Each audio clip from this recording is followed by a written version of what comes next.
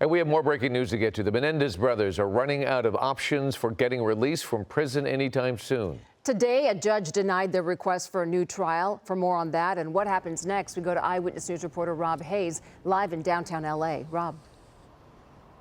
Yeah, this was one of 3 routes to freedom that the Menendez brothers were tracking, the other ones being parole, which obviously didn't happen a few weeks ago, or a possible pardon by the governor. Now, they filed this habeas case about 2.5 years ago, but today a judge decided it didn't hold water. The tide continues to turn on Eric and Lyle Menendez. A judge today denying the brothers' attempt for a new trial. That request based on what the two say was new evidence proving they did not get a fair trial more than 30 years ago. That is how deficient, how meritless, how baseless the evidence that has been presented by the Menendez brothers has been in this habeas motion. LA County District Attorney Nathan Hochman holding a news conference this afternoon slamming the Menendez brothers' case for a new trial.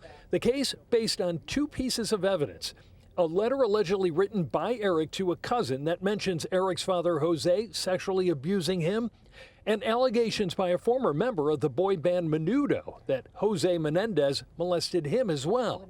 Hochman saying that evidence did not meet the standards to trigger a new trial. Was the additional evidence such that it would have produced a reasonable doubt in the mind of at least one juror? And the judge said emphatically no. Today's ruling, not much of a surprise for legal analysts. Even if they were sexually abused, and I believe they were, that is not a license to kill. Shooting your parents in the back of the head while they're watching TV just doesn't qualify. Former federal prosecutor Neama Rahmani says the brothers can appeal the new trial denial, but doesn't think it will be successful. The convicted killers, Rahmani says, will most likely have to spend several more years in prison. And how they spend it may be the key to being released down the line. Their best chance of getting out would be in 2028. What I would advise the brothers between now and the next parole hearing is to keep their nose clean. No violations in prison.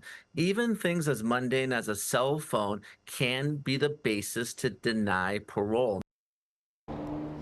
Now, the only other chance at freedom in the near future would be a pardon or commutation by Governor Newsom. But Rahmani says that's not very likely because it appears that Newsom is building up toward a presidential run and wouldn't want to appear weak on crime. Reporting live in downtown LA, Rob Hayes, ABC7 Eyewitness News.